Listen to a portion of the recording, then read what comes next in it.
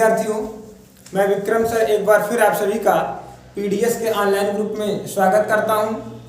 इसके पहले वाले वीडियो लेक्चर में हम लोगों ने एक पार्ट तक समाप्त कर लिया है, कुछ न्यूमेरिकल्स भी हम लोगों ने लगाए। अब आज से हमारा लेसन 2 चलेगा, यानी हमारा पार्ट 2 चलेगा। पार्ट 2 क्या है? हमारा पार्ट का नाम क्या है? स्थिर वैद्युत विभव तथा धारिता। यानी विद्युत होता क्या है, विद्युत धारा क्या होती है, उसके बाद उसकी धारिता क्या होती है, संधारित्र क्या होता है, बहुत सारी चीजें इस पूरे वीडियो लेक्चर में हम लोग क्या करेंगे, चर्चा करेंगे। ठीक है, तो यहाँ से देखा जाए तो इसमें सबसे पहली टॉपिक हमारी जो बनकर आई है वो क्या है, उसको हम लोग कहते हैं वैद्युत विभव। इसकी सबसे पहली डिफिनीशन हमारी क्या है? वैद्युत विभव।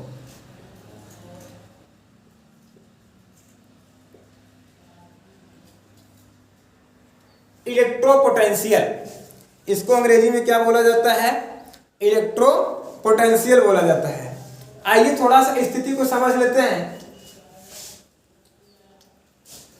मान लीजिए यहां से लेकर यहां तक हमारा पूरा वैद्युत क्षेत्र है। क्या है? वैद्युत क्षेत्र है। ये हमारा क्या है? इनफाइनाइट पॉइंट है जहां पर हमारा कोई आवेश प्लस क्यू रखा है। क्या रखा है? प्लस क्यू रखा है। ठीक है, अब इस आवेश को यहां से उठाकर हमको इसमें किसी बिंदु तक ले जाना है। क्या करना है? यहां से उठाकर यहां तक किसी बिंदु तक, यहां इसमें स्थित किसी बिंदु तक हमको ले जाना होगा। अब आपको पता है कि इसको यहां से उठाकर यहां ले गए, इसका मतलब है कि कुछ ना कुछ कार्य हुआ। क्या हुआ? कार्य हुआ। क्योंकि आपको पता है कि किसी वस्तु में बल लगाकर बल की दिशा में विस्थापन कर देना, यानी यहां से लेकर अगर यहां तक इसको उठाकर लेकर चले जाए तो ये क्या हो गया? कार्य हो गया। और यही कार्य की माप ही क्या है? विभव है। क्या है? कार्य की माप ही क्या है? विभव है। तो इसको अगर हमको डिफाइन करने हो तो कैसे लिखेंगे? उम्मीद है ये चीजें आपकी समझ में आई होगी। आइए शुरू करते हैं। वैद्युत विभव एकांक धनावेश को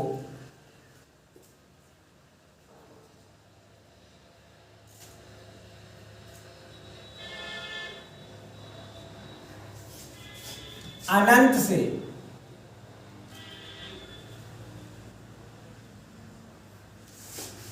एकांक धनावेश को अनंत से किसी वैद्युत क्षेत्र में लाने में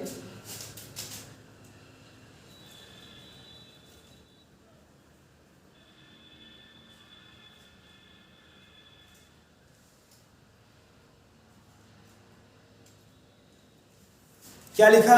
एकांक धनावेश को अनंत से किसी वैद्युत क्षेत्र में लाने में वैद्युत बल के बाह्य स्रोत द्वारा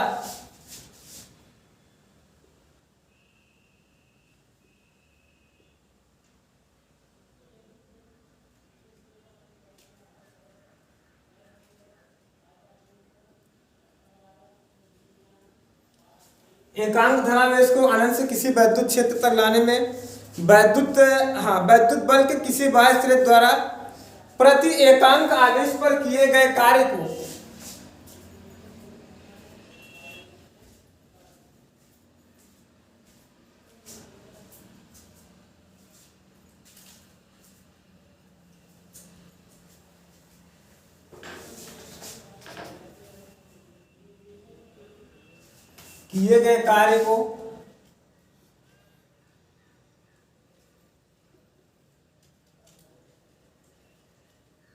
वैद्युत विभव कहते हैं। इसकी एक डिफिनीशन और है, वो बहुत ही सरल है। वो क्या है कि एकांक धनावेश को अनंत से किसी वैद्युत क्षेत्र तक लाने में किए गए कार्य तथा आवेश के अनुपात को ही क्या कहते हैं? वैद्युत विभव कहते हैं। क्या लिख सकते हैं? एकांक धनावेश को अथवा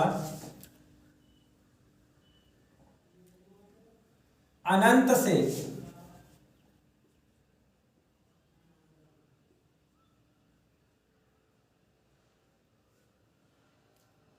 किसी वैद्युत क्षेत्र में लाने के लिए किए गए कार्य W तथा आवेश Q के अनुपात को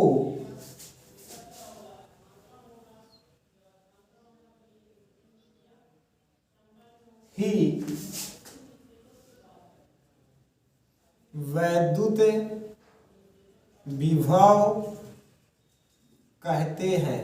अर्थात और हाँ, इसे V से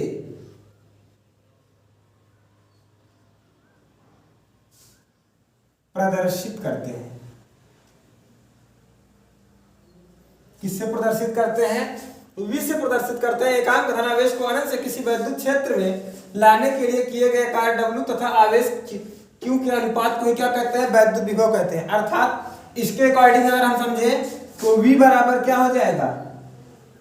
W अपान Q, यानी विभव बराबर होगा कार्य बटे आवेश। यही हमारा फार्मूला बन गया इसका। अब आइए अगली चर्चा हम लोग क्या करते हैं? अगली चर्चा किस पर करते हैं? किस पर करते हैं? इसके मात्रक पर और इसके बीमा पर। साथ ही साथ एक चीज हमको ध्यान देना होगा कि यह एक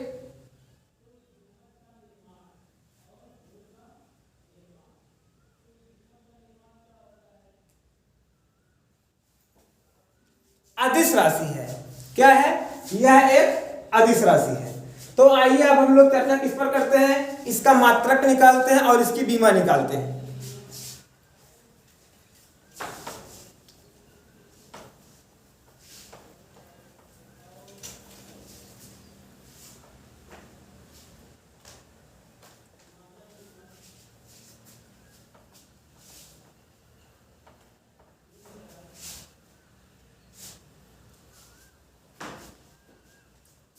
सबसे पहले मात्रक।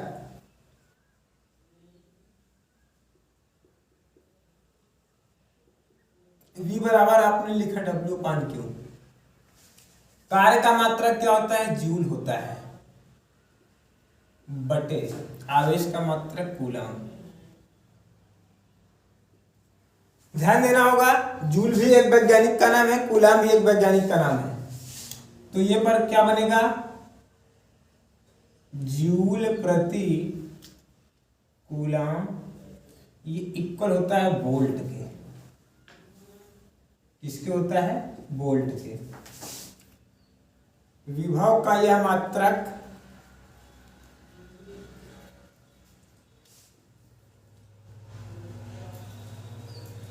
आलेसांद्रो वोल्टा के नाम पर पड़ा।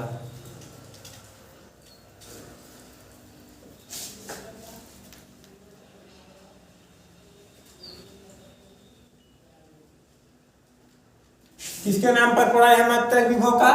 आलेसांद्रो वोल्टा के नाम पर इसका मात्रक क्या रखा गया है? वोल्ट रखा गया। क्या रखा गया? वोल्ट रखा गया है। अब आइए बात करते हैं इसके डायमेंशन की। किसकी बात करते हैं? डायमेंशन। डायमेंशन माने क्या होता है? बीमा।